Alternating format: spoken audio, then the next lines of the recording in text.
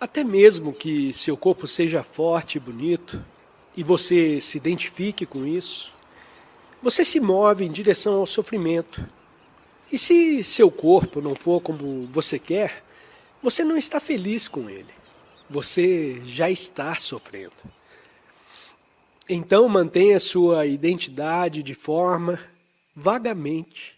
Porque, obviamente, todo mundo tem uma identidade de forma que consiste em muitas coisas diferentes. Depende de onde você vive, qual é a importância que você dá a certos aspectos de sua forma física e psicológica. Obviamente, você tem uma identidade de forma que sempre começa com o corpo. É claro, sim. Até certo ponto você não pode fugir disso. Essa identidade de forma começa com o corpo, como você deve se lembrar quando falo sobre identidade de forma. Você tem que diferenciar entre identidade de forma, que é a forma física e forma psicológica, e identidade de essência, que é quem ou o que você é além de você. Além do físico e além da visão psicológica, como a consciência.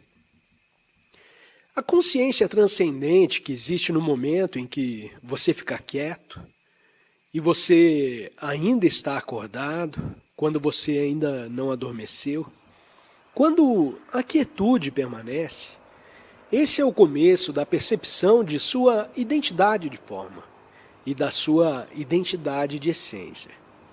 Bom, varia de pessoa para pessoa. Que importância você poderia dar a certos aspectos de sua forma? Como eu disse, que começa com o corpo físico, e para algumas pessoas isso já é uma grande parte de sua identidade de forma, é a sua aparência física. Em alguns casos, é até uma fonte de orgulho. Então faz você se sentir especial porque, em relação aos outros, seu corpo é mais bonito ou mais forte, ou para muitos outros, é fonte de sofrimento e vergonha porque o corpo não é bom o suficiente, não parece bom o suficiente. Não é você. O ego é sempre comparativo. Ele compara a sua identidade com os outros, e então você olha para as outras e muitas pessoas, e algumas ficam temporariamente felizes por seus corpos, se identificam com ele, e outras ficam infelizes por seus corpos não estarem bons o suficientes. Mas em ambos os casos, é uma identidade egóica. Você pode pensar que se você tem um corpo bonito ou forte, obviamente, apenas por alguns anos. Então você pode apenas, se estiver realmente identificado com a beleza ou a força do seu corpo, você vai ter muito sofrimento quando aquela beleza e toda a sua força diminuir. Então você começa a realmente sofrer. Sim, seu senso de identidade começa a desmoronar. Não importa o quanto você tente consertar a forma decadente. Você não pode fazer muito sobre isso. Bem, você pode gastar muito dinheiro tentando consertar as coisas, mas você não pode continuar para sempre. E, eventualmente, às vezes, acontece com alguns atores muito bonitos, atores, atrizes. Eles, quando ficam muito velhos, e até mesmo os trabalhos de reparo já não funcionam mais, então eles nunca mais serão vistos. Eles vivem escondidos e isso é algo muito triste. Eles vivem retraídos, não querem mais ser vistos por ninguém e é um fim muito triste para suas vidas. Então, com relação à identificação, agora você pode pensar que é algo particularmente egóico. Se você tem orgulho de você, a propósito, Não há nada de errado se você for muito feliz, se tiver um corpo forte e bonito. Aproveite enquanto pode, é minha recomendação. Mas isso não deve ser desprezado. É algo adorável, maravilhoso, mas não é essencialmente quem você é, obviamente. Então, descubra quem você é, além disso, o mais rápido possível, antes que comece a decair. Descubra quem você é, além disso, e isso é importante. Mas não é apenas o ego. Isso não é apenas amplificado pela identificação com o corpo bonito ou mais forte. O ego é igualmente amplificado se você tem vergonha ou infelicidade ligado ao que você considera ser um corpo de aparência indesejável, que também é uma forma de pensamento egóica muito forte. Tão forte quanto aquele que se orgulha da sua aparência. Às vezes as pessoas pensam que o ego, elas sempre se referem a alguém que se sente melhor e maior que os outros. O grande ego parece ser como um triunfante senso de identidade, que pode ser o caso, mas o ego é igualmente forte no oposto de tudo que se considera inferior e sofre por se comparar desfavoravelmente com outras pessoas em qualquer nível. Se ver como uma vítima da vida, isso é uma identidade egóica igualmente forte, uma espécie de forma de pensamento. Então, não é apenas o ego, não é necessariamente, e sempre um senso triunfante de identidade pode ser tão forte quanto o oposto disso. Então a identificação com o corpo, que em última análise lhe trará sofrimento, como eu já disse, até mesmo que seu corpo seja forte e bonito e você se identifique com isso, você se move em direção ao sofrimento. E se o seu corpo não está como você quer, você não está feliz com ele. Você já está sofrendo. Então, em ambos os casos, vá mais fundo. Vá mais fundo que isso. Essa é uma identificação.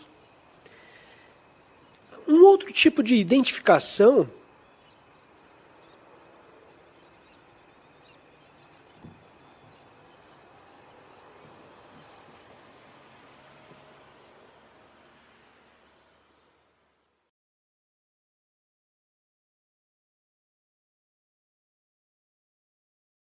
existe um outro tipo de identificação que é muito recorrente na vida das pessoas. A identificação que é com as coisas externas ao seu corpo. As coisas que você coloca no seu corpo se tornam uma extensão do corpo. Então, você procura, se quer criar uma determinada imagem ou reforçar a imagem que você já criou para si mesmo. A maneira como você se veste se torna uma extensão de nos identificarmos com isso. Tanto quanto você se identifica com o corpo físico real. Ele se torna uma extensão do corpo físico, de modo que também pode se tornar algo importante. O que você veste se torna uma parte da sua identidade.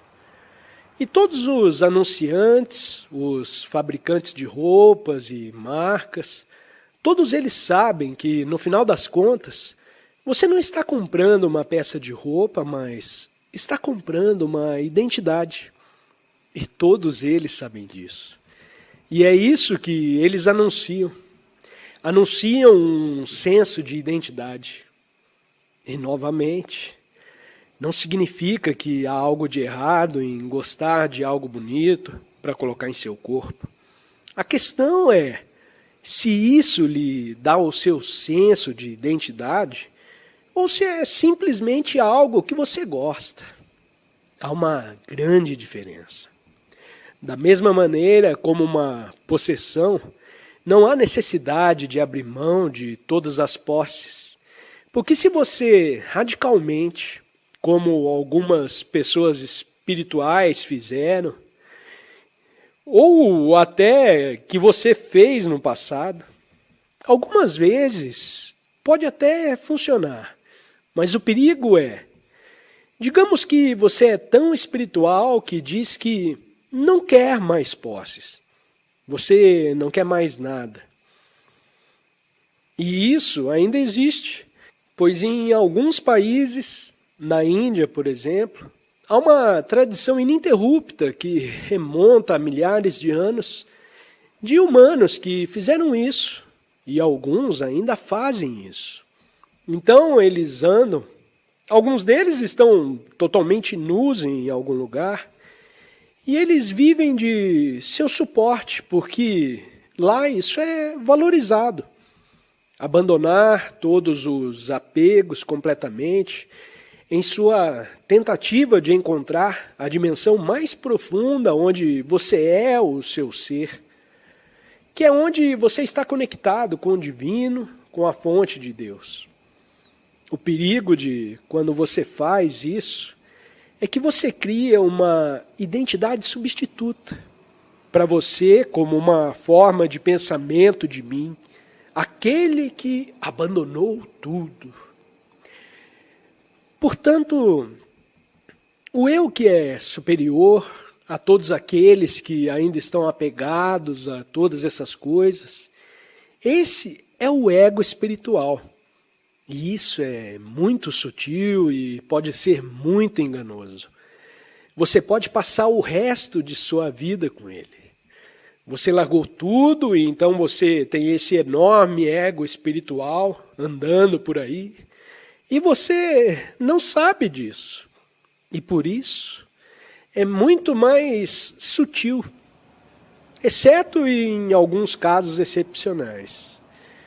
Se esse for o seu chamado para renunciar a tudo, se você sente fortemente que esse é o seu chamado, então esse é o caminho que você deve seguir. Mas tenha cuidado para não criar outra identidade para si mesmo. Uma identidade feita pela mente a partir disso. Então você estará preso novamente sem saber. Mas se você fizer isso, minha recomendação é, antes de mais nada, porque você provavelmente tem que largar a maioria das suas roupas também. Não vá morar na Dakota do Norte ou no Canadá. Mude para a Flórida ou aqui. Então, pelo menos, seu corpo estará relativamente confortável. Mas mesmo assim, você ainda encontraria problemas. Bom, a minha primeira recomendação seria se mudar para a Índia. E lá você será cuidado por pessoas que estão pregando, que meio que reconhecem que há um buscador espiritual. Aqui ou na Índia ainda há muitas dessas pessoas. Infelizmente, uma porcentagem significativa delas, os renunciantes, os sadhus, alguns são seres genuinamente maravilhosos e outros simplesmente fazem isso para viver. É ótimo, você não precisa trabalhar. As pessoas lhe dão comida, você pode simplesmente ficar sentado o dia todo e ser respeitado. Então você tem algo que é para alguns genuíno e outros são falsos. Então, identidade para algumas pessoas, gênero, por exemplo, é uma identidade. Tradicionalmente, ser homem ou mulher sempre foi uma parte importante de seu senso de identidade. Varia de pessoa para pessoa.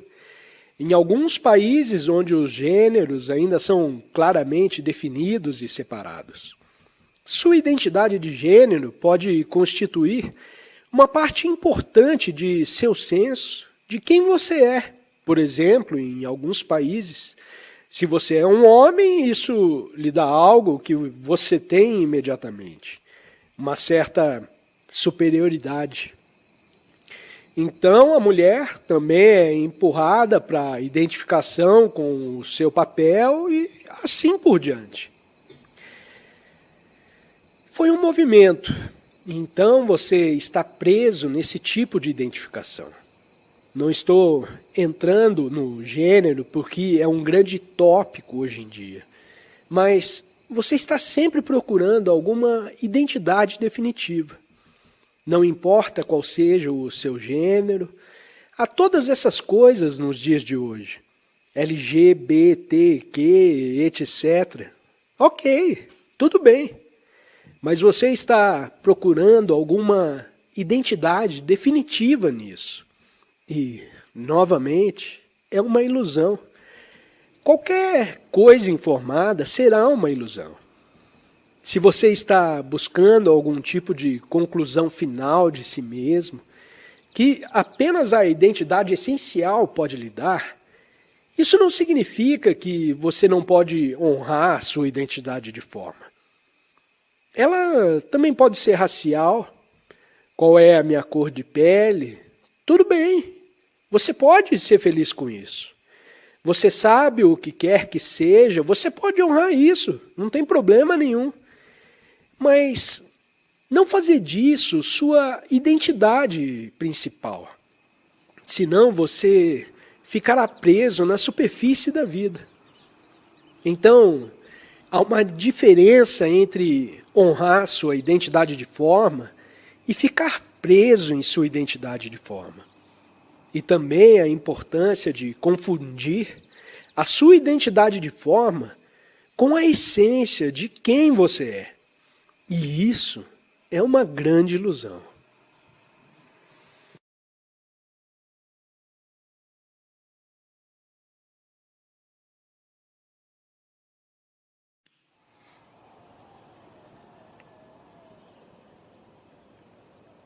Se você vive em uma identidade falsa, uma identidade conceitual que você permite que o mundo lhe diga quem você é, você permite que o mundo determine o seu valor. Então você parou de pensar, a ondulação parou de pensar, e nesse princípio há uma coisa estranha. Não estou pensando em quem sou ou nos meus problemas, e mesmo assim o que fica aqui é apenas uma presença. Isso significa que o rebelde está se conscientizando de um caminho de tal dimensão transcendente que é profundo e que é o despertar da ondulação. E isso, na verdade, é o principal objetivo de sua vida. Tornar-se consciente disso. Porque esse é o despertar da espécie humana. E a espécie humana é apenas uma manifestação da consciência do universo, se manifestando aqui como uma espécie humana. Tenho certeza que existem outras em outros planetas ou galáxias que também estão despertando. E seu propósito é que, às vezes, você possa questionar se você é a vida. Essa é uma noção estranha de como você julga a sua vida até agora. Sucesso, fracasso, algo no meio disso. E é claro que é algo bom. É bom conseguir algo nesse mundo para criar isso ou aquilo. Mas isso não pode dizer quem você é. Sempre fica uma sensação de falta. Mesmo que você possa se agarrar a isso até que finalmente você morre e você tem que deixar ir.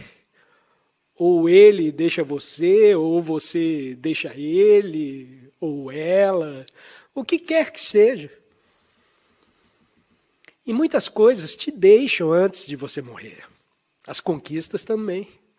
Especialmente na era da reputação, podem deixar você, especialmente na era do Twitter.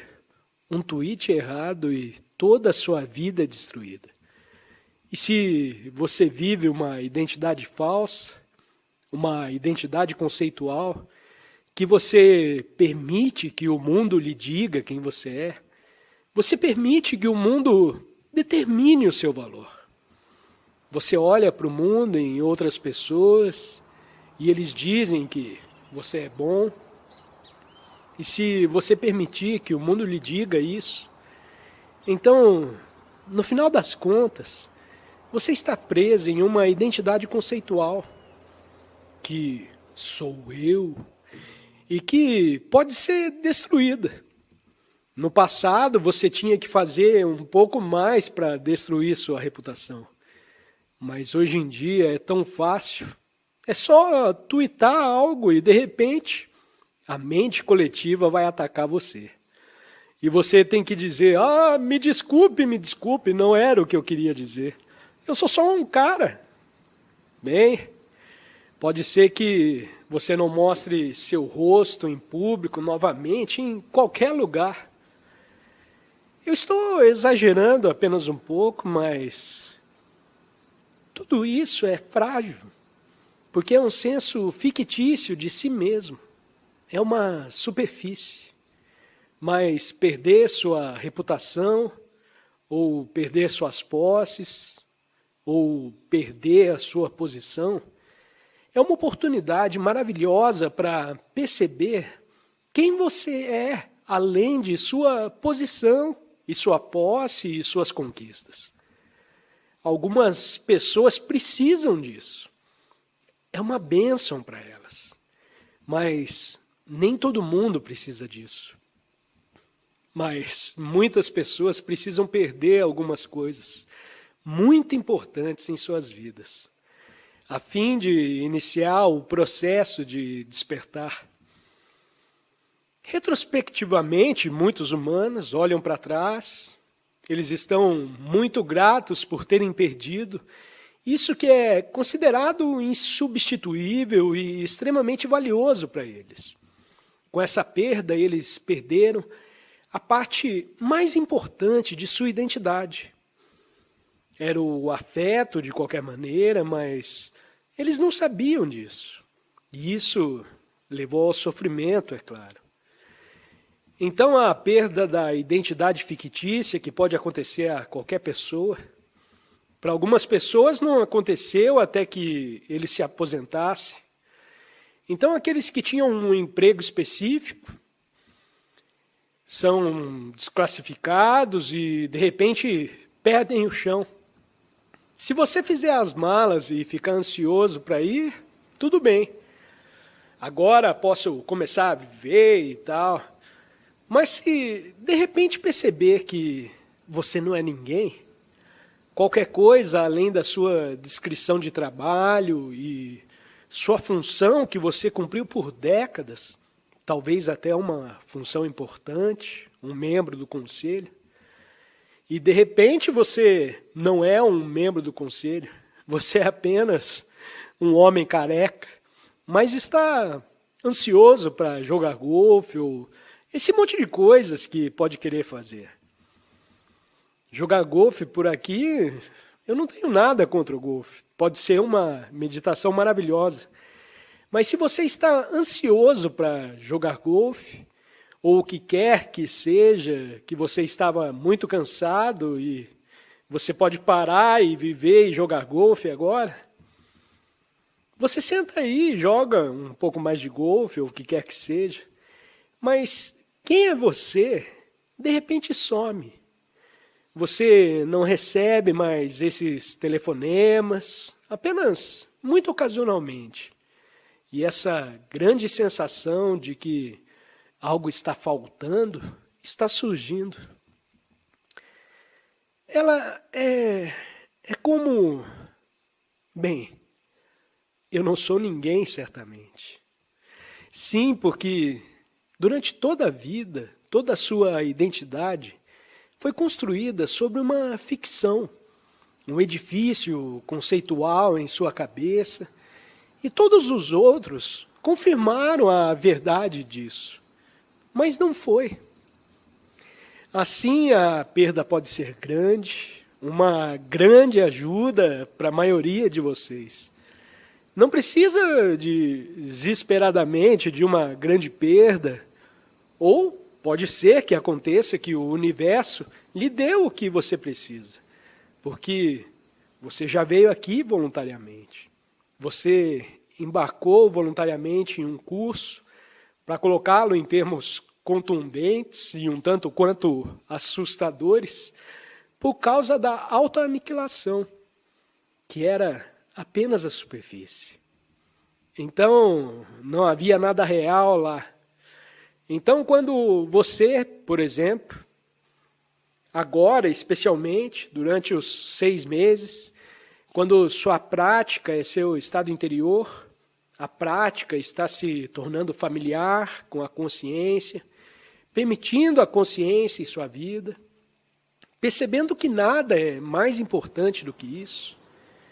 Então, o mais importante é você descobrir sua capacidade de abster-se de pensar.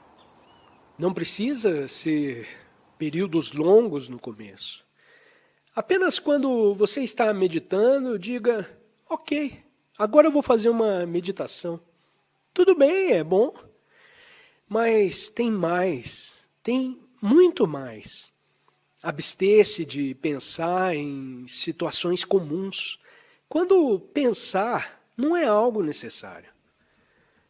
Uma coisa simples como olhar para as flores, olhando ao redor de uma sala.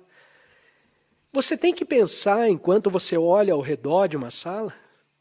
Ou você pode simplesmente olhar ao redor sem pensar? E quem está olhando quando você não está pensando? É a pessoa olhando? Quando você não tem rótulos para a sua percepção? Ou quando você está ouvindo um pássaro, ou o som do oceano, ou o som da chuva que pode vir amanhã? Quando você está ouvindo isso e não está rotulando mentalmente, você não está dizendo nada sobre isso. Mas há uma escuta alerta. Quem está ouvindo? É você, então, uma pessoa com uma história e assim por diante, que está ouvindo? Ou há um olho mais profundo que emergiu e a percepção sensorial está acontecendo contra o pano de fundo ou dentro do espaço desse olho profundo? Nesse sentido, você poderia dizer que o universo está ouvindo a si mesmo. E há vamos ver, ao canto dos pássaros, ou ao cruzamento das ondas, ou ao som da chuva, e de repente, esse ouvir é uma enorme adição ao universo. O universo está despertando para si mesmo sua própria profundidade, sua própria beleza, através de você. Mas você só pode cumprir essa função, que é como parte da totalidade, a função do despertar do universo. Se você não estiver excessivamente sobrecarregado e exatamente preso em seu senso personalizado de si mesmo. E porque senão você carrega o fardo de si mesmo, o eu superficial, o pequeno eu. Mas o pequeno eu pode parecer muito grande e ocupa toda a sua mente. O eu e o espaço emocional, ele pensa em si mesmo e fala sobre si mesmo e se preocupa consigo mesmo. Eu sou a coisa mais importante do universo. Sou eu e o resto do universo. Somos voluntários. E assim, e agora, você se liberta e sai dessa armadilha. A presença do eu, como Buda acabou de chamá-lo de eu, Jesus também o chamou de eu. Não é um fato muito conhecido porque eles não entendem quando ele disse negue a si mesmo. Jesus disse: negue a si mesmo. Na tradução antiga, significando, obviamente, você não deveria negar algo que é real. A implicação quando Jesus diz negue a si mesmo é, obviamente, o eu que não é real. Porque ele pediria para você negar algo que é real. Isso não faria sentido. O Buda, claro, sempre apontou para a natureza fictícia do eu. O Buda disse que é uma ilusão. Enquanto você está preso, eu estou parafraseando o Buda agora. Contanto que você esteja preso na ilusão do eu, você encontrará dukkha, traduzido como sofrimento, às vezes traduzido como miséria, ou traduzido como infelicidade. Sofrimento, miséria, infelicidade, insatisfação. Quando você está preso nisso, em última análise, o ilusório, você gera continuamente dukkha.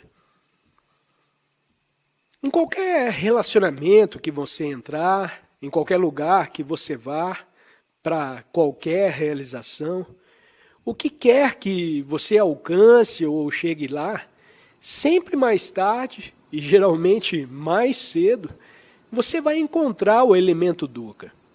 Em outras palavras, ele fica contaminado, sem felicidade. Então o ensinamento do Buda, que onde quer que você vá, encontrará dukkha. Mas só porque você pega algo que não deve ser real, e finalmente, quem você é, aquela criança, é uma ficção. Então, portanto, Jesus disse, negue-se a si mesmo, significando, não negue a realidade de si mesmo, mas sim reconheça a irrealidade de si mesmo. Esse é o significado de negar a si mesmo. Reconheça a irrealidade, que é uma negação de si mesmo.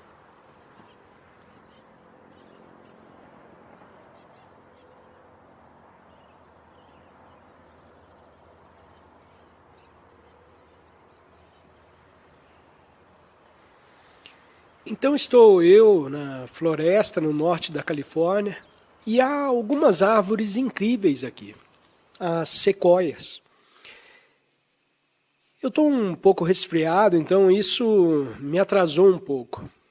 Geralmente quando faço uma caminhada na natureza, a primeira parte da minha caminhada é bastante rápida. Hoje eu já não tenho tanta energia para isso. E depois, quando volto, eu ando mais devagar e de uma forma muito contemplativa. Por isso estou a ficar com um pouco de calor e... Bem, deixa eu tirar esse cachecol. Então eu só gostaria de compartilhar com vocês como eu experimento a natureza e o estado de consciência que está por trás dela. E começamos agora com algo que eu não sei se os microfones conseguem captar. Ouvimos a quietude que está aqui. Agora, se um microfone pode captar a quietude, para mim que aqui a quietude não é 100%, porque no momento eu estou com um zumbido no ouvido direito, mas a quietude ainda é captada com minha orelha esquerda e é muito profunda. E para ouvir a quietude na natureza, um certo estado de alerta é necessário. Para que seus sentidos tenham que ir, você tem que estar ouvindo atentamente. Você pode combinar isso com olhar ao redor, para que você esteja ouvindo e observando o que está ao seu redor. O segredo de estar totalmente na natureza e experimentar a sacralidade da natureza é abster-se o máximo possível de pensar. Enquanto você está na natureza e apenas ser a consciência por trás de todas as percepções dos sentidos, a presença alerta. Então você notará que há uma profundidade na natureza. que transcende qualquer coisa que você possa dizer sobre ela ou conceituar. Eles também estão surgindo dentro da quietude, ocasionalmente sons muito sutis. Então é realmente muito útil e pode te ajudar a ficar alerta. Se você ouvir os sons, para que você esteja ciente de ambos os instrumentos e os sons das folhas. Aqui, ocasionalmente, podemos ter algum carro distante passando. Tudo bem também, não há problema nisso. Seja um grande sustentador e ouça ambos os sons, muito sutis, soam nada espetacular. Então parece como se as florestas fossem sussurrando. E você pode sentir que é um campo de energia viva, permeado pela única consciência de onde veio. Então essa contemplação da natureza o liberta temporariamente de si mesmo e as preocupações sobre si mesmo. A natureza pode te ajudar a transcender essa armadilha se apenas prestar atenção a esse eu limitado. E assim como você anda ou senta na natureza, a pessoa, a personalidade que você recebe, se você está alerta o suficiente, ele retrocede. Você não se lembra do seu passado. Você não precisa agora, ou o que está acontecendo em sua vida. Tudo isso é substituído por uma consciência alerta. Então a coisa mais maravilhosa, o lugar mais propício para a meditação, é estar na natureza e ter seus sentidos sintonizados com as percepções dos sentidos da natureza. Isso inclui também respirar o ar. Tudo o torna mais lento. Ajuda você a ficar quieto. E então você começa a ressoar internamente com a quietude que está ao seu redor. Ocasionalmente, é claro, pensamentos podem vir à sua cabeça. Você pode olhar para alguma coisa e ocasionalmente a mente pode dizer algo, por exemplo, aqui as árvores mais altas e mais antigas, eu acredito que as árvores mais antigas aqui têm quase 1000 anos de idade. Essas 3, olha só, muitas delas estão marcadas, então elas sobreviveram a muitos incêndios e essas árvores gigantescas sobrevivem aos incêndios florestais e tal. Bem, na verdade me disseram que realmente eles precisam dos incêndios florestais. E algumas dessas árvores não deixam cair suas sementes até que o incêndio na floresta tenha limpado o espaço ao redor deles, que quando se queimou, todas as árvores menores, então as sementes vão cair. E então haverá uma nova árvore. Então, tudo isso pode surgir enquanto você caminha, e você tem esse pensamento, e você fica ali pensando, nossa, que incrível, como essas árvores duraram tanto tempo. Então, deixe esse pensamento ir. Não o siga, para que você volte sua atenção para a quietude e o pensamento novamente seja substituído pela consciência. Eu diria que estar na natureza nutre a alma. Então, há algo aqui que é muito curador. Mas você precisa estar lá. Se estiver envolvido em um pensamento contínuo, então você não está realmente onde você está. Se você se sentar em algum lugar na natureza, ocasionalmente pode querer fechar os olhos por alguns minutos. Então apenas ouça a quietude e fique atento a quaisquer sons que possam estar lá. E é claro que você está ciente de si mesmo. A presença subjacente que você é. E de alguma forma, a presença que você se alinha com aquela presença imóvel, o campo de energia que te cerca. Você meio que se funde com o campo de energia da floresta. A fronteira entre o interior e o exterior, que é criada pela conceitualização excessiva, desaparece. Então você participa.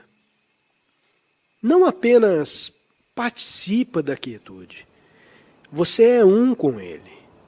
E quando você então olha para as árvores, você não sente mais uma sensação de separação. Você permite que esteja lá. Nesse caso, é como se fosse uma floresta que tornou-se consciente de si mesma através de você.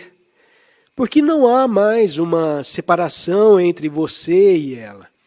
Existe uma continuidade, um contínuo. E eu sugeriria e sinto fortemente que a natureza ama ser consciente de si mesma através de você. Temos um contínuo de consciência, e quando você olha para uma árvore ou toca na árvore, ou percebe como esses sonhos ainda estão profundamente enraizados, quando você se torna consciente disso, poderíamos dizer que a árvore se torne consciente de si mesma através de você. Então, o que você fornece, o que você traz para a natureza, é uma dimensão consciente e uma espécie de conclusão.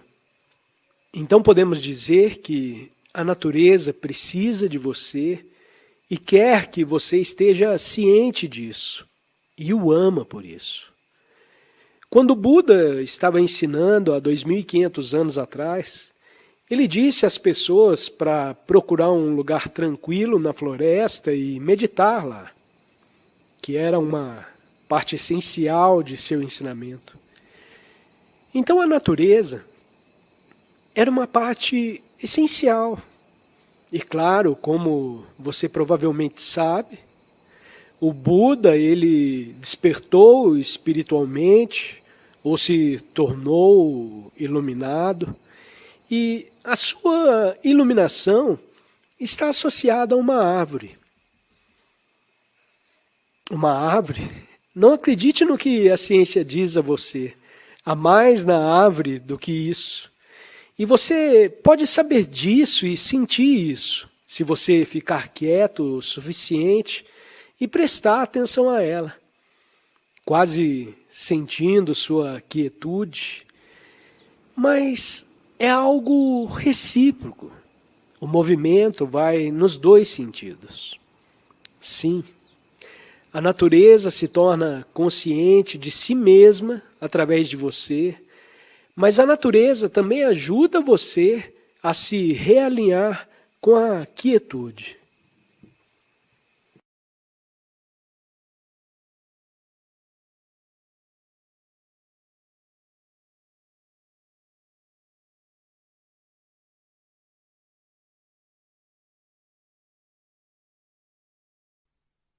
Identificar-se com a mente, o que faz com que estejamos sempre pensando em alguma coisa. Ser incapaz de parar de pensar é uma aflição terrível, mas ninguém percebe porque quase todos nós sofremos disso. E então consideramos uma coisa normal.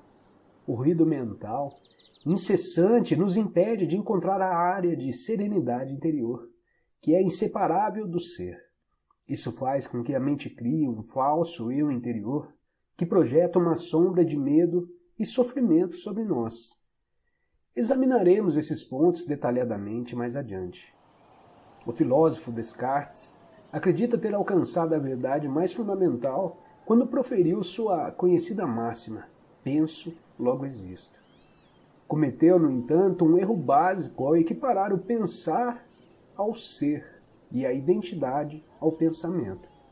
O pensador compulsivo, ou seja, quase todas as pessoas, vive em um estado de aparente isolamento, em um mundo povoado de conflitos e problemas. Um mundo que reflete a fragmentação da mente em uma escala cada vez maior. A iluminação é um estado de plenitude, de estar em unidade e, portanto, em paz.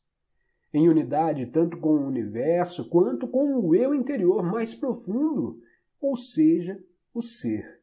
A iluminação é o fim não só do sofrimento e dos conflitos internos e externos permanentes, mas também da aterrorizante escravidão do pensamento. Que maravilhosa libertação! Se nos identificamos com a mente, criamos uma tela opaca de conceitos, rótulos, imagens, palavras, julgamentos e definições, que bloqueia todas as relações dessa unidade como uma realidade evidente por si só. Podemos até acreditar que isso seja uma verdade, mas não mais a reconhecemos como verdade. Acreditar pode até trazer conforto. No entanto, a liberação só pode vir através da vivência pessoal. Pensar se tornou uma doença. A doença acontece quando as coisas se desequilibram. Por exemplo, não há nada de errado com a divisão e a multiplicação das células no corpo humano. Mas quando esse processo acontece sem levar em conta o organismo como um todo, as células se proliferam e temos a doença. Se for usada corretamente, a mente é um instrumento magnífico. Entretanto, quando a usamos de forma errada, ela se torna destrutiva. Para ser ainda mais preciso, não é você que usa a mente de forma errada. Em geral, você simplesmente não usa a mente. É ela que usa você. Essa é a doença.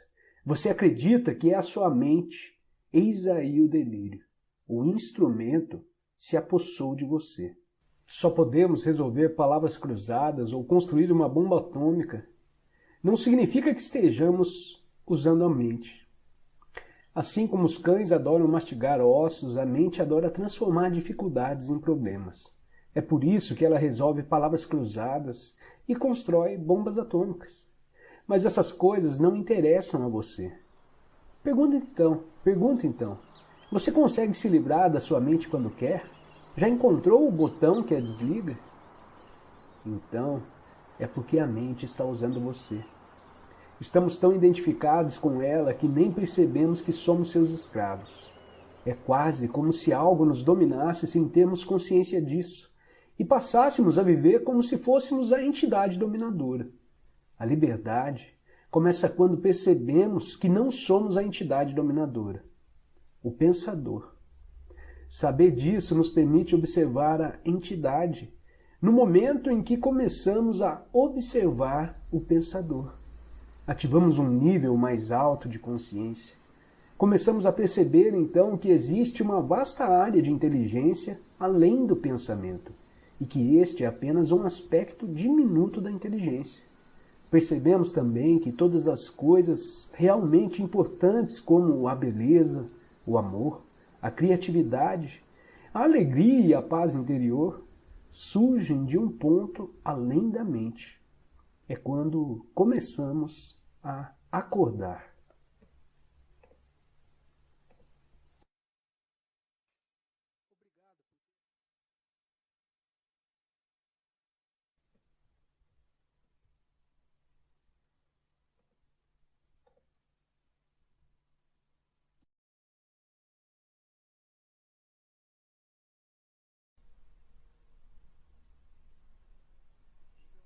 O ego vem sendo uma parte absolutamente necessária da evolução humana.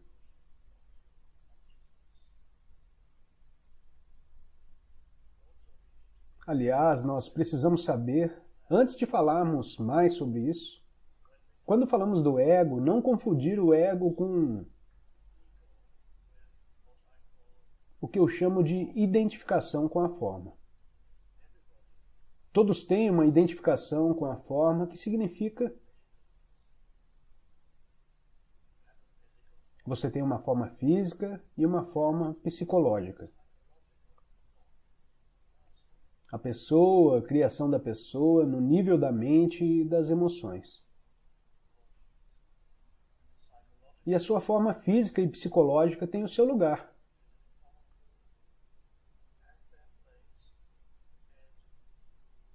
E não devem ser confundidas com um ego. Cuidar da sua forma, reconhecer e honrar isso, ou mesmo melhorar, isso é coisa boa. Você pode melhorar a sua forma física através dos exercícios e da nutrição certa. Você pode melhorar sua forma psicológica através de novas experiências. Ganhar mais conhecimento, aprender novas coisas, tudo isso é parte da sua identificação com a forma. Como identidade da forma, você não está completo ainda. Há muitas possibilidades, muitas coisas que você pode continuar fazendo. A menos que você tenha 100 anos, e nesse caso, você não precisa fazer muito. Quanto mais velho, mais você pode estar retornando para dentro do ser. Enquanto isso, alguma forma continua lá. E quando você fica muito velho, ela começa a desaparecer e então depois você é cada vez mais e mais só a sua essência. Então reconhecer a sua própria forma significa quando o ego desaparece. Oh, desculpe, qual é a diferença da sua identidade da forma e o seu ego? É muito simples. Ego significa a completa identificação com sua identidade da forma. Isso significa que só se conhece a si mesmo como veículo físico, que pode ser bonito ou não, que pode ser gordo ou magro, ou o que seja, ou melhor, que todos os outros e etc. Ou ficando velho, eu não quero mais me olhar no espelho. Essa é a sua forma física, mental e emocional. E essa completa identificação com a identidade da forma é o ego. Então é importante, quando se fala sobre o ego, definir o que se quer dizer. Às vezes as pessoas discutem sobre o ego. Uma pessoa entende uma coisa sobre essa palavra e a outra pessoa tem um entendimento bem diferente. Então é importante sabermos em qual sentido usamos a palavra ego. Agora, quando digo a completa identificação com a identidade da forma, o que essa identificação significa? Essa identificação significa que você deriva o seu senso de eu exclusivamente do corpo.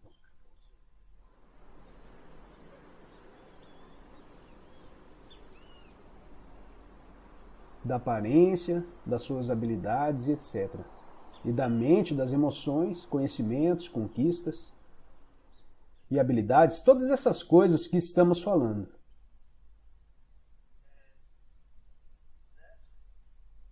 E isso é algo inevitável à medida que a consciência humana vem crescendo. Por milhares de anos, a habilidade de pensar cresceu.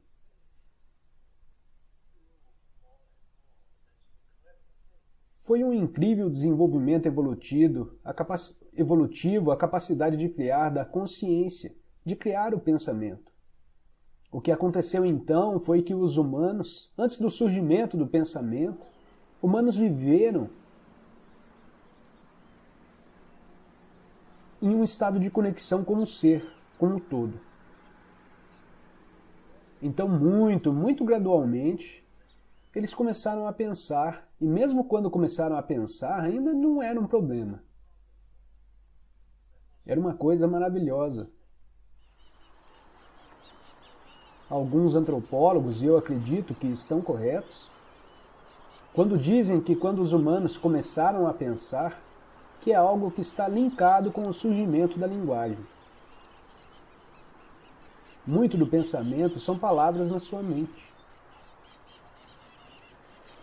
Então surgiu a linguagem e à medida que crescia mais e mais, a habilidade de pensar crescia mais e mais.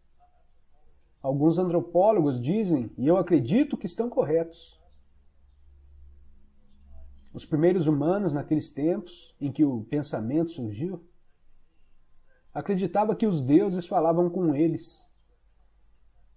Porque ouviram essas vozes na sua cabeça, então eles interpretaram seus processos de pensamento como mensagens de Deus ou de deuses que podem ter dito: agora vai lá e mate aquelas pessoas naquele povoado. Talvez. Mas talvez ainda não estivessem chegando a esse estado, onde sentiram a necessidade de matar pessoas no povoado vizinho, que surgiu mais tarde quando eles começaram a se identificar mais e mais com as estruturas de pensamento em suas mentes. E o ego coletivo se desenvolveu antes do ego pessoal. O ego pessoal foi um estado posterior de desenvolvimento. Então a capacidade de pensar surgiu gradualmente. Cresceu mais e mais e suas consciências caíram mais e mais em suas mentes, em seus pensamentos. Gradualmente eles perderam essa sensação como enraizamento, como ser, e esses foram os estados iniciais do ego se formando.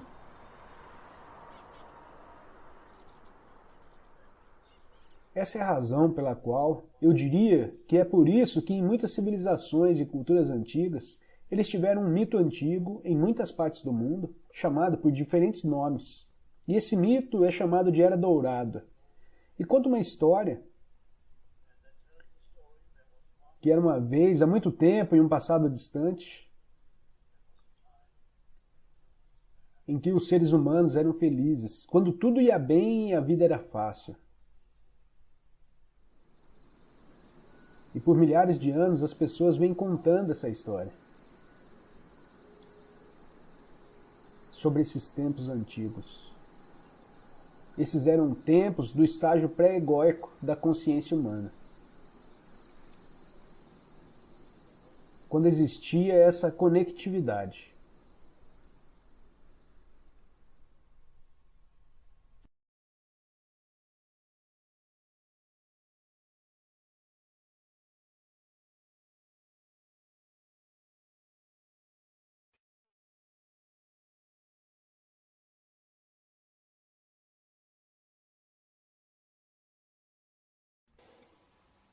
Por um momento você não está presente. Então, subitamente, você escuta de novo e aí está você. No ponto de transição, que é muito notável, a mudança na sua consciência.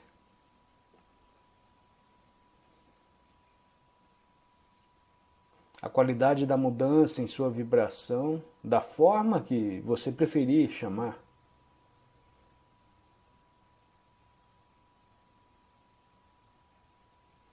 Então você também terá o poder de ir profundamente nos seus pensamentos. E às vezes isso acontece para algumas pessoas que não estão ainda firmemente ancoradas na presença. E elas vão da presença e de repente seguem através das camadas de pensamento e vão profundamente a um estado dormente. Então você pode ter uma pessoa que é presente no momento e no próximo momento está dormindo.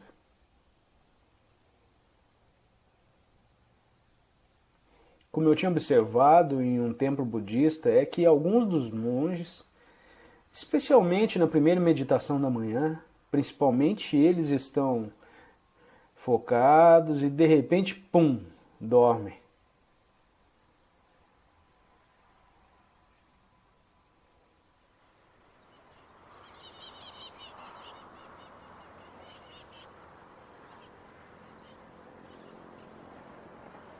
Mas outra coisa que acontece enquanto você passa pelo processo de mudança Sim, é um processo. Sim, uma mudança, uma coisa importante muda.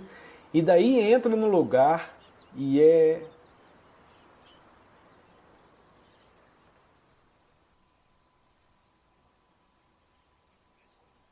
o seu investimento em ter pensamentos, ele não é mais total. Mesmo quando você ainda os tem gradualmente, você ainda não está totalmente absorvido nisso. Mas os pensamentos persistem em acontecer e você pode ainda estar absorvido, mas estar pensativo não tem a mesma seriedade que tinha antes. Toma uma proporção menor. Uma forma de entender isso é usar um pouco de perspectiva entre você e o que tem pensado.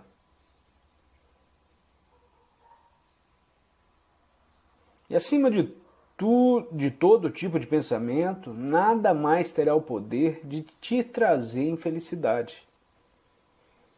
O que é algo corriqueiro, pois sempre que se encontrar infeliz, é porque está pensando sobre algo, sem uma história feita pela mente. Você não terá como se sentir infeliz. Você pode até ter seriedade demais em suas energias, mas não infelicidade. E você pode permitir-se isso. Mas para ser infeliz, uma pessoa precisa estar cercada pela infelicidade. Você precisa de uma história que a justifique. Sua infelicidade e essa história será uma sucessão de pensamentos. Isso se dá de uma forma tão inebriante que você acaba acreditando em cada pensamento que surge e conta a sua história. O porquê de estar infeliz, e então você fica infeliz. Logo, nunca é a situação que o torna infeliz. São seus pensamentos que o fazem. É uma coisa interessante de se observar em si mesmo. A aceitação do agora como ele é e não haverá. Aceite o agora como ele é e não haverá infelicidade. Simplesmente aceite o momento como é e não há nada. Além disso, se você estiver infeliz, você também pode aceitar. Como se diz, eu não posso aceitar o agora, pois estou infeliz. Eu não posso aceitar o presente agora. Você pode sim ter aceitação desse momento como se fosse uma porta para conseguir a presença. E também a aceitação desse momento como ele é. E esse momento, se você estiver infeliz, diga: ok, não estou feliz, isto é nada além do que é. Então observe o que acontece com a infelicidade. Quando você aceita totalmente.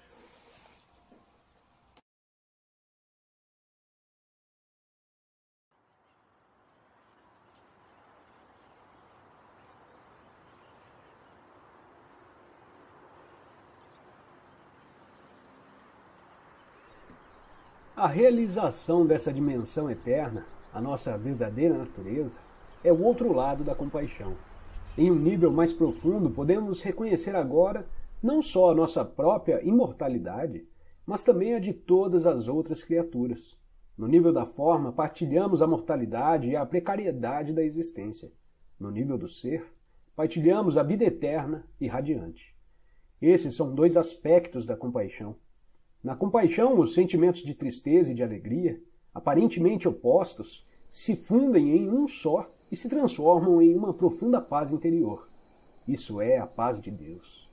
É um dos mais nobres sentimentos de que os homens são capazes e possuem um grande poder de cura e transformação.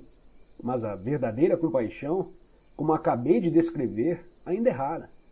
Ter uma profunda empatia pelo sofrimento de um outro ser exige um alto nível de consciência, mas representa apenas um lado da compaixão. Não é completo.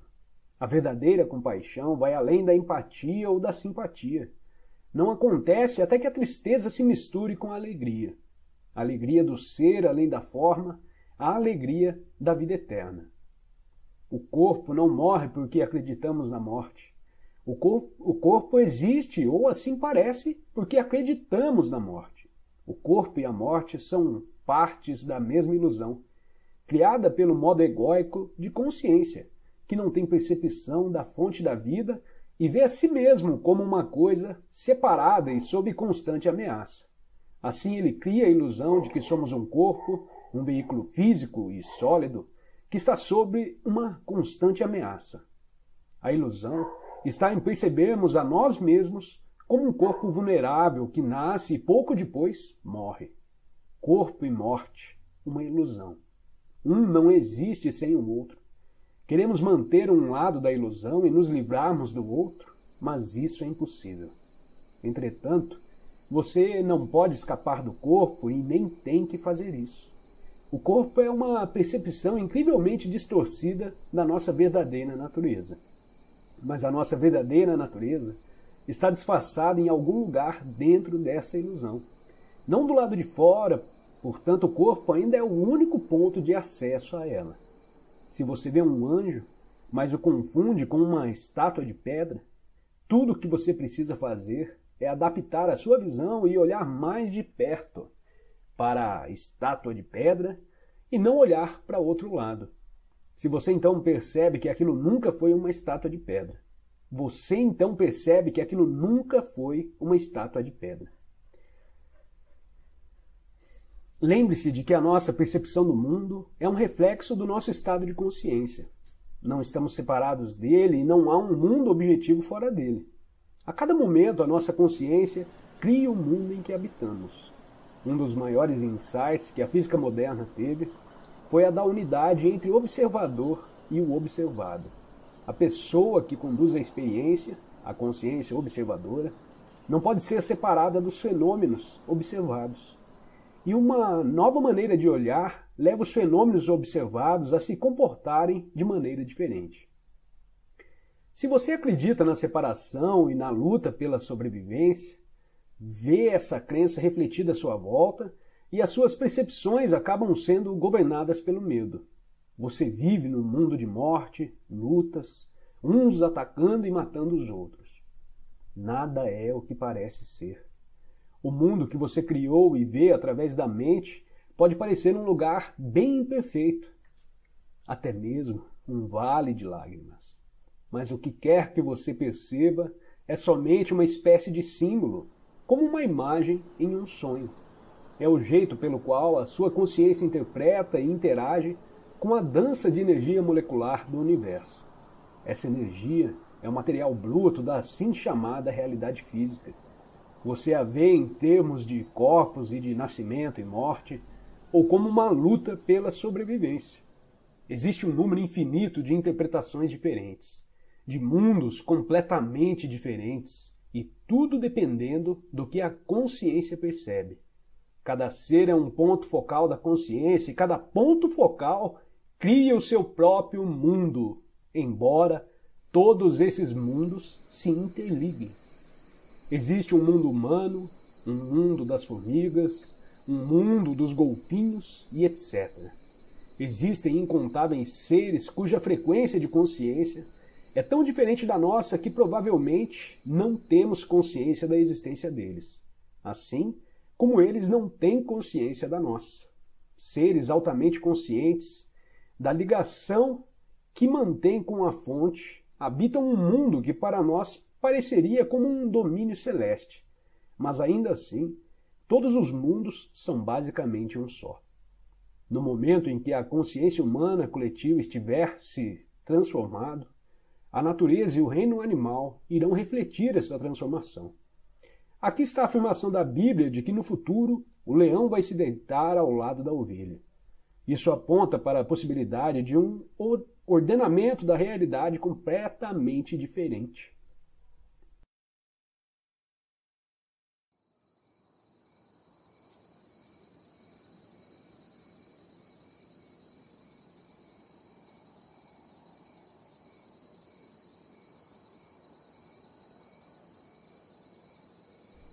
Os pensamentos, a identificação com os pensamentos é o ego. Mas os pensamentos que aparecem na sua mente são ligados à mente coletiva da cultura onde você vive, da humanidade como um todo. Então eles não são seus pensamentos, por assim dizer, mas você adquire da coletividade, pelo menos a maioria deles. Então você se identifica com o que está pensando e essa identificação se torna o ego. O que significa que você acredita nos pensamentos que surgem e que você constrói o conceito de quem é a partir do que sua mente está dizendo para você sobre quem você é.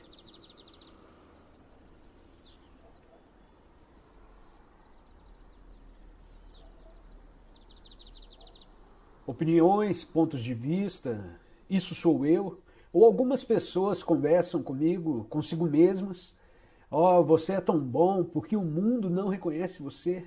Ou então a mente diz, você não é bom, mesma coisa. Você não é bom em nada, você faz tudo errado, né?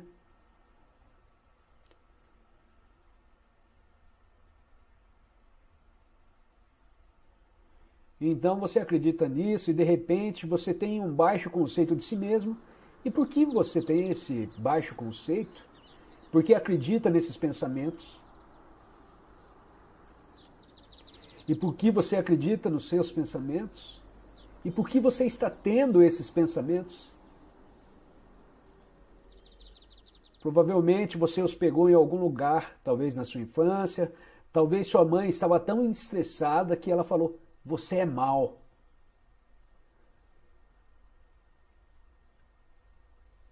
Pensamentos, então você capta certos pensamentos e eles ficam grudados na sua cabeça. Pensamentos que você ouviu na sua infância e eles são como formas de energia, como entidades. E eles ficam na sua cabeça e eles se recusam a sair. E quanto mais você acredita neles, mais profundamente arraigados eles ficam na sua mente. Então algumas pessoas ficam presas a entidades muito hostis. Estou dizendo entidades não como uma forma de fantasma, mas todo pensamento é uma forma de energia e assim podemos chamá-lo de entidade. Então muitas pessoas nesse mundo estão presas a entidades hostis que negam a vida, que são continuamente críticas e ofensivas. Eles carregam isso na sua cabeça e acreditam que isso é o que eles são. Eles estão continuamente atacando a si mesmos. E se eles não estão atacando a si mesmos, estão atacando aos outros ao seu redor. Deixe-me dizer quem você é. Claro que o que esses pensamentos estão lhe dizendo, na verdade, é deixe-me lhe dizer quem eu sou. Você sabe, conhece a famosa frase, nós não vemos as coisas como elas são, nós as vemos como nós somos. O que significa que você olha a realidade através da tela dos seus pensamentos e através dos seus julgamentos que são condicionados pelo tempo. Este é um presente terrível para se viver e são como tapa-olhos, e é pior que um tapa-olho. É como olhar para a realidade através de cortinas grossas. Então a identificação com os seus pensamentos, a crença neles, não tendo espaço fora do movimento dos pensamentos, aqui de novo vemos falta de espaço dentro. Essa é a condição inconsciente, espiritualmente e completamente inconsciente.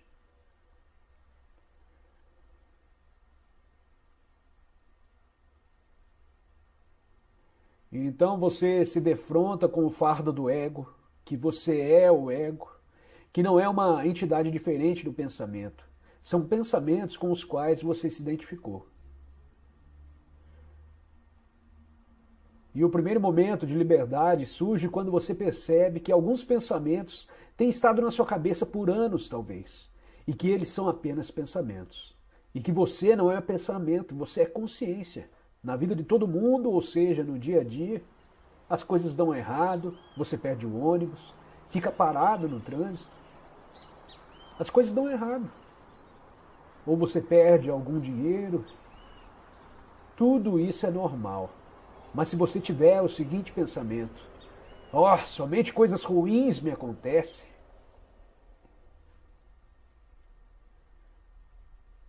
você está extremamente consciente dessas coisas. E elas só confirmam para você que o seu pensamento está correto. E esta é uma percepção seletiva da realidade através da tela do pensamento. Então a realidade lhe confirma não somente isso. Esse pensamento ou qualquer pensamento desse tipo, na verdade, atrai coisas ruins, coisas negativas.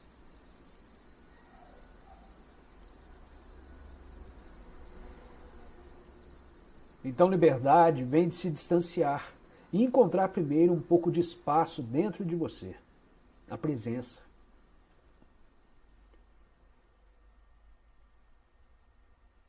E de lá você percebe alguns pensamentos como repetitivos e apenas pensamentos.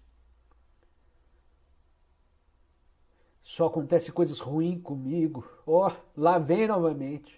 Já ouviu isso antes? Então, tornar-se livre do ego significa tornar-se livre dos pensamentos, da identificação com os pensamentos. E este é o fim do ego. Pode se apresentar novamente, vez ou outra, mas pelo menos isso é um despertar.